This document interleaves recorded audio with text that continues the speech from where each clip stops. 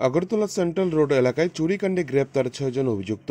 গত বৃহস্পতিবার রাতে রাজধানীর সেন্ট্রাল রোড এলাকায় হানা দিয়েছিল চোরের দল।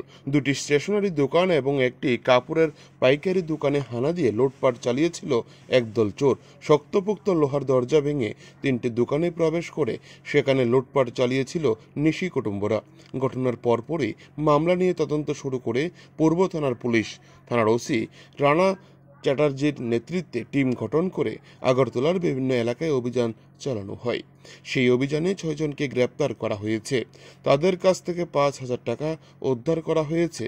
তাদেরকে জিজ্ঞাসাবাদ চালিয়ে বাকি কাণ্ডের কুল কিনারা করতে চাইছে পুলিশ। ধৃতরা হল আমির হোসেন, ভানু দেবনাথ, প্রসেনজিৎ ভৌমিক, রাজু পাল, তুষার সাহা এবং সুজিত দেব। এরা সকলেই আগেও চুরির মামলায় জড়িত ছিল। আগরতলা থেকে নিজস্ব প্রতিনিধি রিপোর্ট, টিভি 100 বাংলা।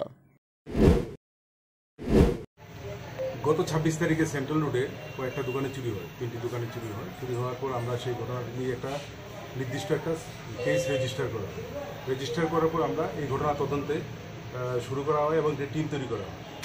রানা চ্যাটার্জির নেতৃত্বে এই টিমটা যখন কাজ করে তখন আমরা টোটাল 6 জন চোরকে ধরতে পারি যারা এই ঘটনায় জড়িত ছিল।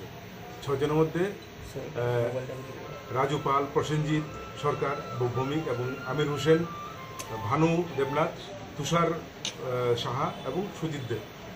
এরা আগেও চুরির কেসে জড়িত ছিল। ওদেরকে আমরা অ্যারেস্ট করি।